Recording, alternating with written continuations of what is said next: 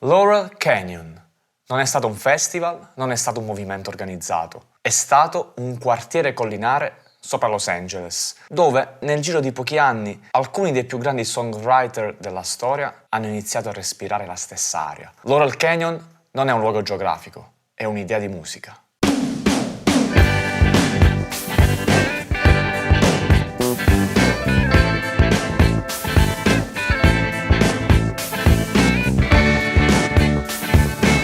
Nella seconda metà degli anni 60, il suono della California non è più soltanto psichedelia lisergica proveniente da San Francisco, non è solo folk rock alla Byrds o Beach Boys. Sta nascendo qualcosa di diverso, più intimo, più stratificato, più maturo. Un suono che fonde armonie vocali sofisticate, introspezione poetica, tradizione americana e consapevolezza post-psichedelica. Questa trasformazione ha un epicentro preciso, Laurel Canyon, una zona collinare di Los Angeles immersa nel verde, quasi rurale, fino ai primi anni 60. Un luogo che fino a poco tempo prima aveva attirato illusionisti come Houdini o star western del muto come Tom Mix. Ma negli anni 60 qualcosa cambia. La vicinanza agli studi di Hollywood, ai locali del Sunset Strip e agli studi di registrazione rende il canyon perfetto per i musicisti. Le case diventano sale prove, le feste diventano laboratori creativi. È qui che il rock, dopo aver attraversato l'energia primitiva degli anni 50, la politicizzazione del folk revival e la psichedelia della Summer of Love, trova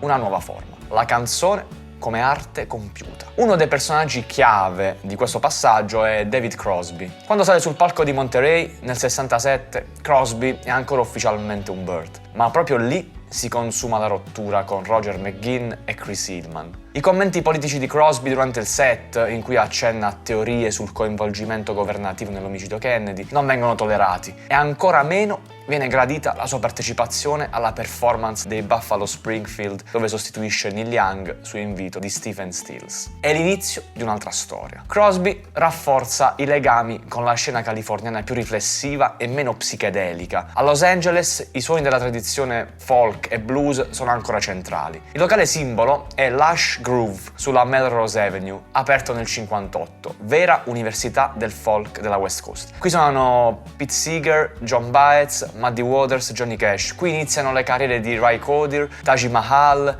Linda Ronstadt, Jackson Brown. Accanto alla Lush Groove c'è il Troubadour sul Santa Monica Boulevard. È qui che Byrds presentano Mr. Tambourine Man. È qui che gli Eagles iniziano a farsi notare. È qui che prende forma il nuovo cantautorato californiano. Nel canyon intanto si trasferiscono i Byrds, Cass Elliot, John e Michelle Phillips dei Mamas and Papas, Frank Zappa, i Turtles, Arthur Lee dei Love, Mickey Dolenz dei Monkees e poi attori come Warren Beatty e Jack Nicholson. È una comunità vera, si vive porta a porta e si suona insieme ogni giorno. In questo contesto arriva una ragazza canadese scoperta proprio da Crosby in Florida, Joni Mitchell. È bellissima, ma soprattutto scrive in un modo completamente diverso. Usa accordature aperte, costruisce armonie complesse, racconta il mondo da una prospettiva femminile nuova. Album come Ladies of the Canyon e soprattutto Blue diventeranno modelli assoluti di introspezione cantatoriale.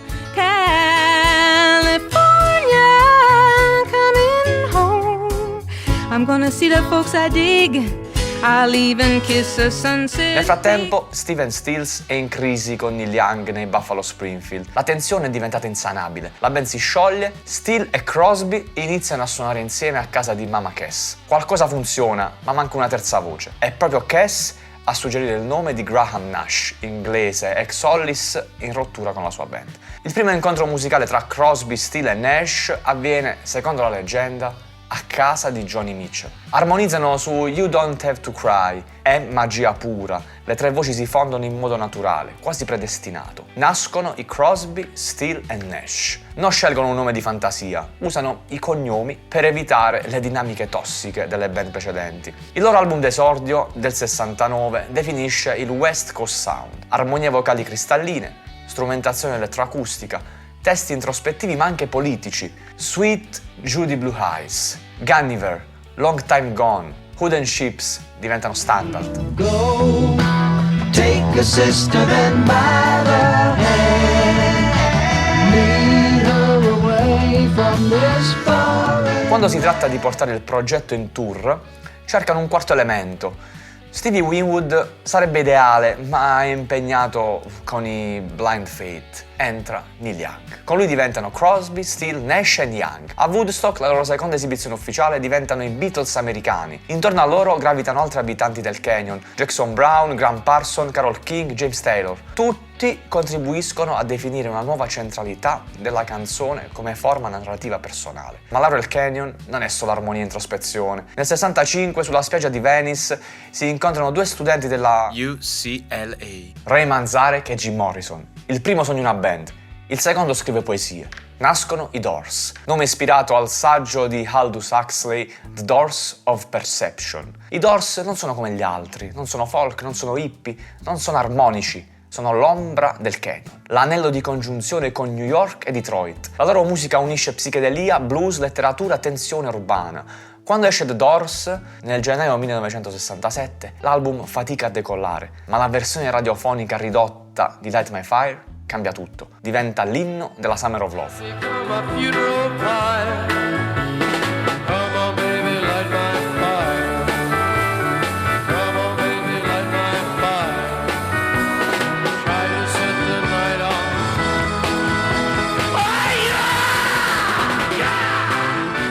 Morrison diventa lo sciamano, il palco si trasforma in rituale. Laurel Canyon in pochi anni ha prodotto l'evoluzione del folk in cantautorato maturo, la nascita del supergruppo americano per eccellenza, l'emancipazione autorale femminile con Joni Mitchell, la trasformazione del rock in arte complessa, la figura del frontman sciamanico con Jim Morrison. È una comunità creativa che ha respirato la stessa aria. E da quell'area è nato il suono che avrebbe dominato l'inizio degli anni 70.